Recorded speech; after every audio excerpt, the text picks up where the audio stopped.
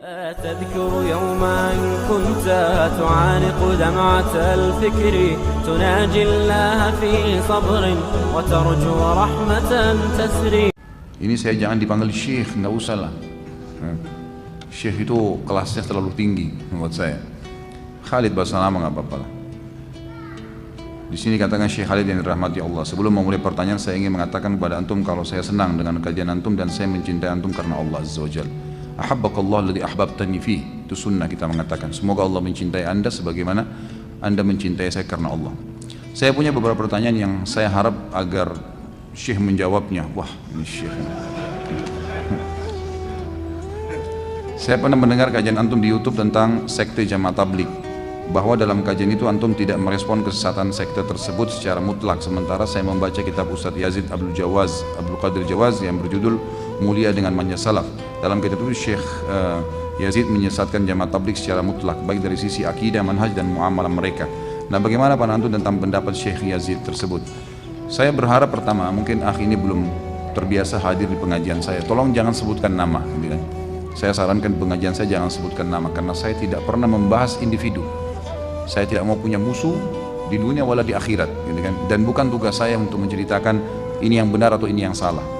Apa yang anda dengar di YouTube yang saya sampaikan itu pendapat yang saya tahu, gitu kan? Kalau anda merasa cocok, alhamdulillah, diterima, gitu kan? Saya pribadi tidak melihat Jamaah Tabligh secara mutlak semuanya itu sesat. Kita harus begini, bijaksana melihat kesalahan seorang muslim. Bijaksana melihat kesalahan seorang muslim. Bayangkan kalau setiap orang yang bertolak belakang dengan pendapat kita, kita sesatkan. Coba bayangkan. Masa surga hanya dimasukin oleh kita saja segelintir orang, gitu kan? Kalau bahasa saya kadang-kadang sama teman-teman yang suka nyalain, saya tidak bicara tentang beliau. Beliau adalah seorang ulama yang sudah dikenal di Indonesia insya Allah. Tapi saya tidak bicara, saya bicara global ya. Saya bicara secara global, tidak bicara tentang masalah Ustadz Yazidnya, tapi saya bicara secara global.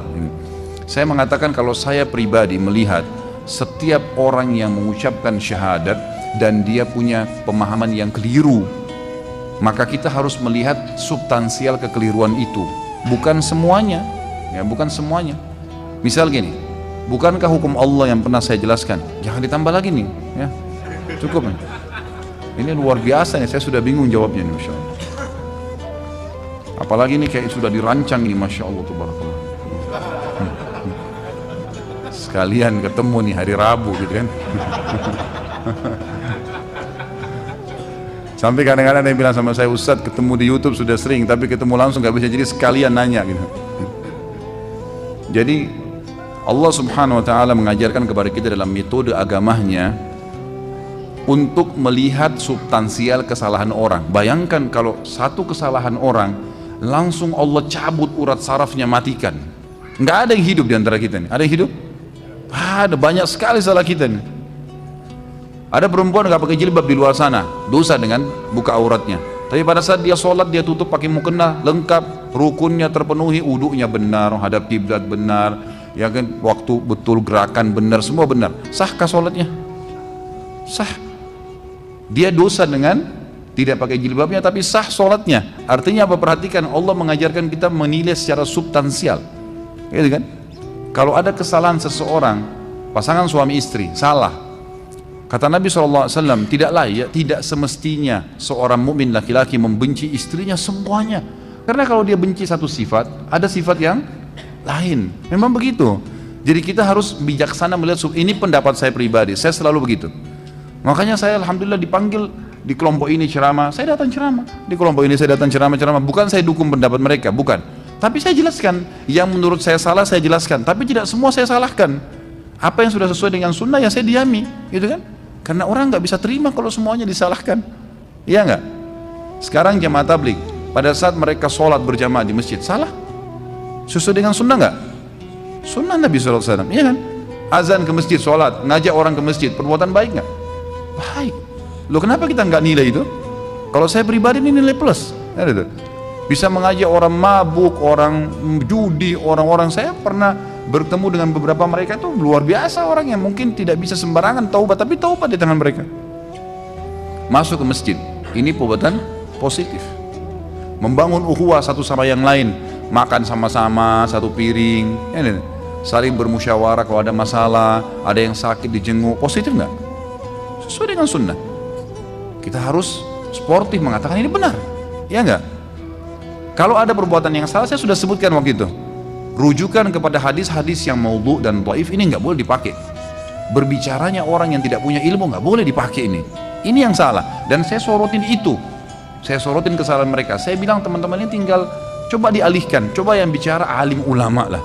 Jangan orang yang baru teler kemarin sadar hari ini terus suruh ngomong. Itu nggak layak, gitu. Nggak boleh orang bicara begitu. Harus orang alim yang faham ilmu.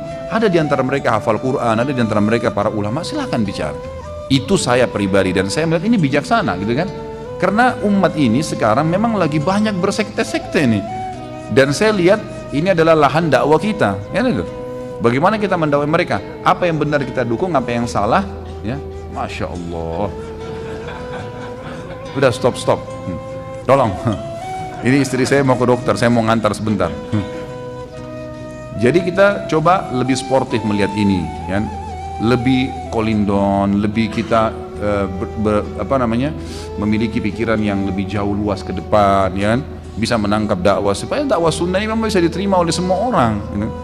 Kalau setiap orang sesat, kamu di neraka, dia ini siapa ini orang, masa semuanya saya salah gitu kan? Kan tidak mungkin, orang ada baiknya.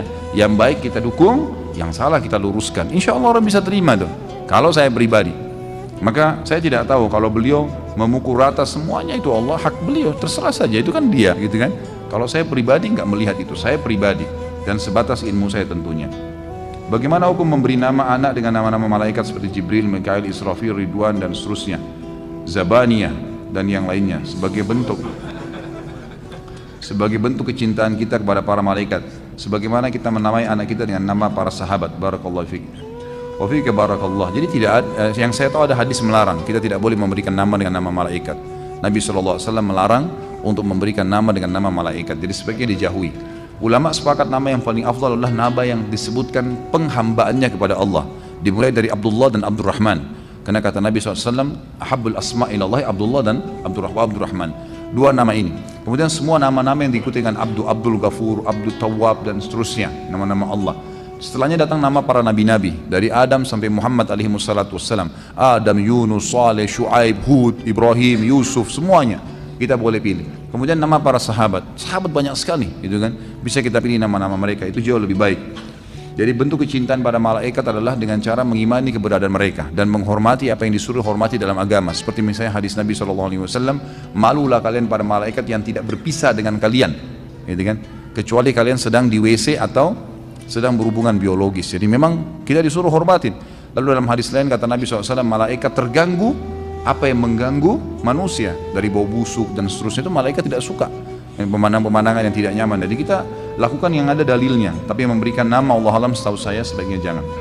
Saya pernah mendengar kalau perhiasan ahli neraka itu dari besi. Nah, bagaimana hukum memakai cincin akik yang terbuat dari besi putih dan semisalnya? Saya tidak pernah tahu kalau ahli neraka ada perhiasannya. Allahu alam. Selama ini saya selalu bahas tentang masalah neraka. Saya tidak pernah tahu kalau ahli neraka ada perhiasan. Yang saya tahu malah mereka penuh dengan azab, gitu kan? Azab, dan yang ada itu dalam hadis disebutkan harta yang mereka tidak keluarkan atau harta haram atau harta yang tidak dizakatkan itu akan berubah menjadi timah panas yang akan ditempelkan, disetrikakan di tubuh mereka, itu ada. Tapi kalau perhiasan seperti kasus cincin, gelang, ini saya tidak melihat ahli neraka ada memiliki itu. Allahu alam ya, mungkin sebatas ilmu saya. Jadi yang saya tahu tidak ada itu. Dan kalau laki-laki menggunakan perhiasan dari perak dibolehkan. Ya, Nabi SAW berkata dalam hadis Bukhari kepada seorang sahabat yang ingin menikahi seorang sahabiat yang sedang ada menawarkan diri kepada Nabi SAW, kata Nabi, iltamis walau khatam min hadid, coba kau pulang cari walaupun cuma cincin perak. Yang saya tahu perak dibolehkan, tapi kalau emas tidak boleh bagi laki-laki, gitu kan? Allahu a'lam, ini yang saya tahu.